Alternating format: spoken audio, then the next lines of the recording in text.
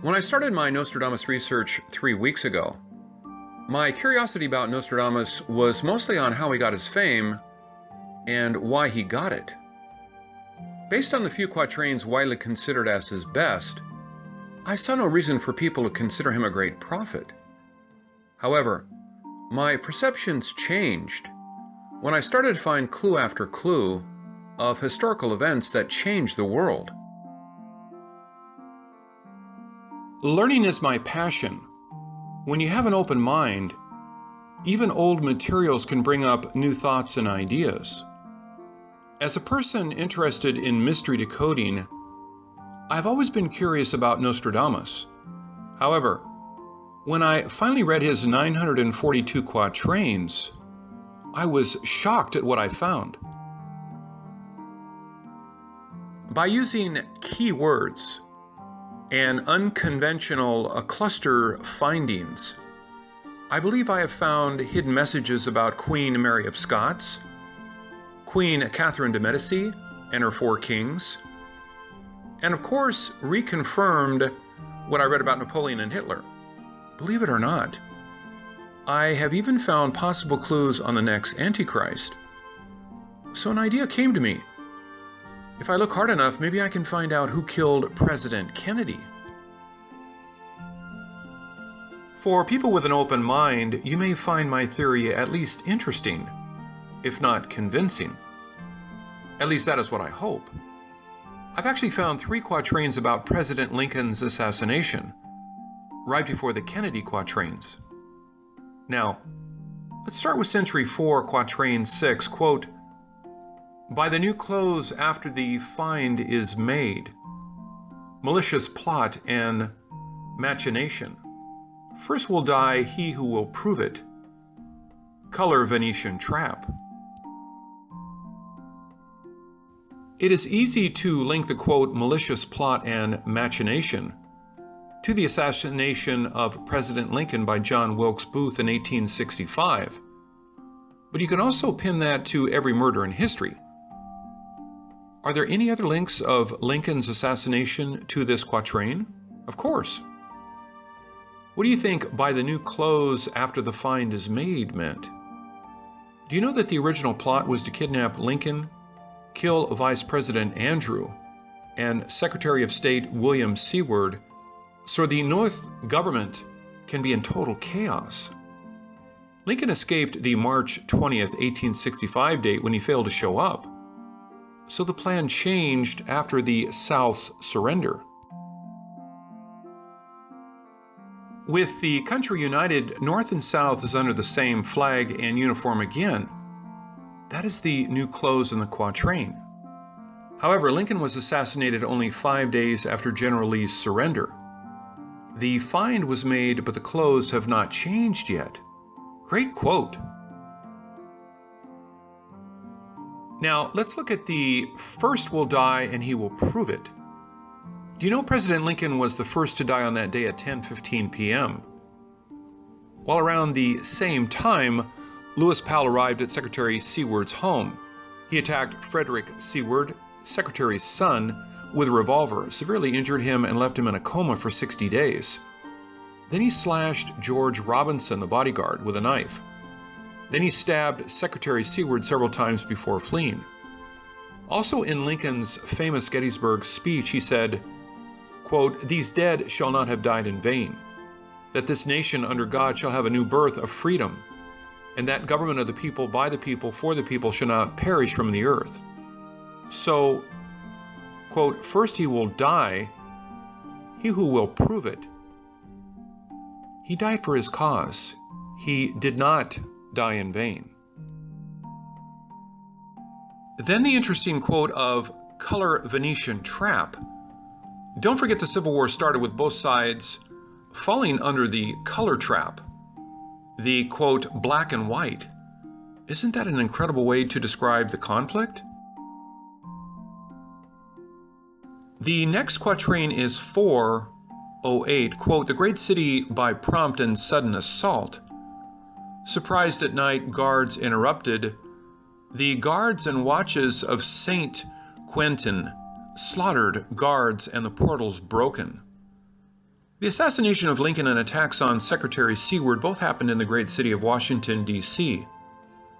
Both were surprise attacks at night around 10 p.m. In both incidents, guards were hurt or killed. While Saint Quentin is the name of an early Christian saint, a becoming quote for our assassinated president, both assassins got away after the slaughtering. Then quatrain 409, quote, "The chief of the army in the middle of the crowd will be wounded by an arrow shot in the thighs. When Geneva in tears and distress will be betrayed by Lucien and the Swiss." This one is interesting because if it is indeed about the JFK assassination, it may hold clues on who was behind it. President Kennedy, our commander-in-chief, drove through the streets of Dallas. What better description can you find than, quote, "the chief of the army in the middle of the crowd"? In the car with him was Governor John Connally, who was shot in the thigh, although not by an arrow. The mention about, quote, "Geneva in tears and distress" may simply mean the whole world mourning over his death. But it can also mean a link with some Geneva connections to his murder. In 1959, Senator Kennedy gave a speech about the other Geneva Conference, which is about the need to stop nuclear testing. Could the reference to Geneva bear any hint of a possible link of the assassination and his nuclear policies? I can't find any articles linking this quotation to JFK. You see, people won't dream of linking the peace-loving Swiss to the Kennedy assassination. The Soviets are Cuba, maybe, but not the Swiss. Betrayed by Lucien and the Swiss. What was Nostradamus smoking? Please note that Nostradamus was not writing a 16th century Wikipedia. To avoid religious persecution, he must hide his true meanings. This one I can't say for sure, but I will give you 2 clues. Other than watches and knives, what comes to your mind when you think of the Swiss?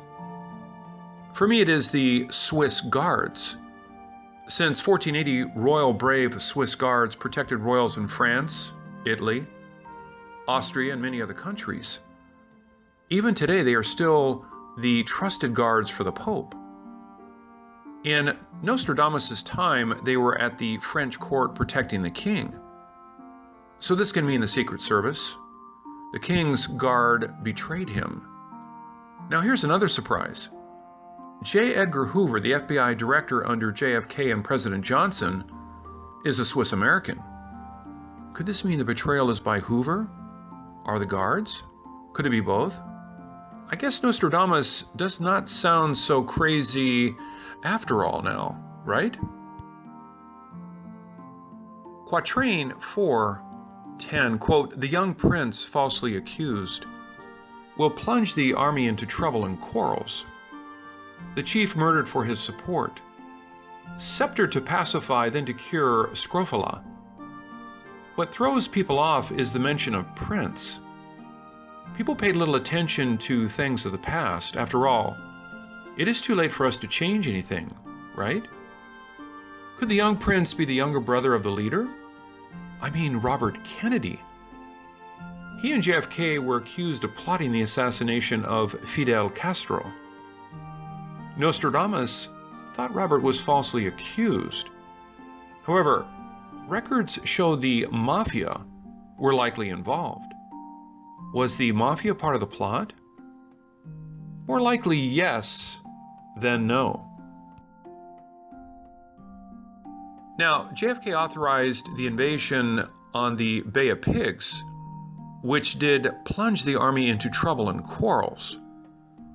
The next line seems to say who was responsible for the assassination of JFK, quote, "The chief murdered for his support." JFK withdrew his support during the Cuban invasion, which can give his enemy another reason to kill him. The next line is scepter to pacify, then to cure scrofula. Do you know scrofula can mean the king's evil, while scepter to pacify seems to mean an official put out a story to calm the anger down. Is this the reason for the Warren Commission issuing such a ridiculous report? Quatrain 4:11, quote, "He who will have the government of the great cope will be prevailed upon to perform several deeds. The 12 red one will come to soil the cloth. Under murder, murder will come to be perpetrated." Despite the short time serving as president, JFK accomplished several very difficult and remarkable tasks, just as stated in the first two lines of the quatrains. And then the mention of 12 red ones got my attention. I believe soil the cloth means conflicts. So I started to count the number of communist countries during the Cold War era. Excluding China, Yugoslavia, and Albania, which were hostile against the Soviets. You have the Soviet Union, Poland, Czechoslovakia, East Germany, Bulgaria, Romania, Hungary, Cuba, North Korea, North Vietnam, Laos, and Cambodia. These are 12 red countries, as stated in the quatrain. And since both JFK and Robert Kennedy were murdered, the quote, "Under murder, murder will come to be perpetrated," showed another chilling prophecy fulfilled. The next quatrain is quatrain 4:12, and it could be applied to many losing battles, but I think it is about the Vietnam War. Quote, "The greater army put to fight in disorder. Scarcely further will it be pursued. Army reassembled and the legion reduced, then it will be chased out completely from the Gauls." Okay, I know you must think I'm on drugs. What does Vietnam have anything to do with the Gauls, which is the modern-day France? Well, Vietnam was a French colony until 1954, so to Nostradamus, it's part of the Gauls. Just like the last one, I believe quatrain 4:13 is about the Vietnam War under President Johnson. Quote, "News of the great loss reported. The report will astonish the army. Troops united against the revolted. The double phalanx will abandon the great one." Again, this can mean any other war, but clustered with JFK, it is most likely the Vietnam War. When America was shocked by the loss and defeats in Vietnam, President Johnson lost public support and had no choice but to abandon his re-election plans. Quatrain 4:14 may be a reference to Robert Kennedy, quote, "The sudden death of the first personage will have caused a change and put another in the sovereignty. Soon, late come so high and of low age, such by land and sea that it will be necessary to fear him." After the assassination of JFK, Robert Kennedy became the obvious next to run for president in the Kennedy family. But he was late in that decision and did not announce it until February 29, 1968, when his opponent, Senator George McGovern of South Dakota, started a campaign in November 1967. Although he was late, he had major victories and was about to secure the Democratic nomination. He was only 43, a low age, but carries high hope. The quatrain sounded like election front page news, late come, so high and of low age, right? His enemies had good reasons to fear, as he vowed to find the truth about the JFK assassination. Then the quatrains moved to the 1975 refugee crisis after the fall of Saigon. Quatrain 4:15, quote, "From where they will think to make famine come, from there will come the surfeit, the eye the sea through Cain greed, For the one, the other will give oil and wheat. To escape by boat, the refugees had to give everything they had to the greedy smugglers in exchange for oil and wheat. Vietnam after the fall of Saigon was chaotic. Quatrain 4:16, quote, "The city of liberty made servile, made the asylum of profligates and dreamers. The king changed to them not so violent. From 100 became more than thousands." To escape the famine and violence, they ran to the country with the status of liberty for the whole world to see. Do you know how many Vietnamese immigrants the USA accepted from 1975 to 1980? 230,000. Do you know how many are in the USA as of 2014? 1.3 million. So it is quite true that the refugees grew from hundreds to thousands. The people who risk their lives are dream seekers, and they got asylum at their new homeland. Nostradamus is really a great prophet. Now you will really be speechless when you see the next quatrain. Quatrain 4:18, quote, "To change at Beaune, Nut, Chi, Lone, and Dijon. The Duke wishing to improve the Carmelite, marching near the river, fish diver's beak, will see the tail, the gate will be locked." If JFK was the king, Robert Kennedy was the prince, what should we call Ted Kennedy? Duke, right? And how do people call JFK Jr.? Prince of Camelot? With Nostradamus' spelling record, I'm not surprised to see Camelot as Carmelite. So this must be about Ted Kennedy. So what was that quatrain about?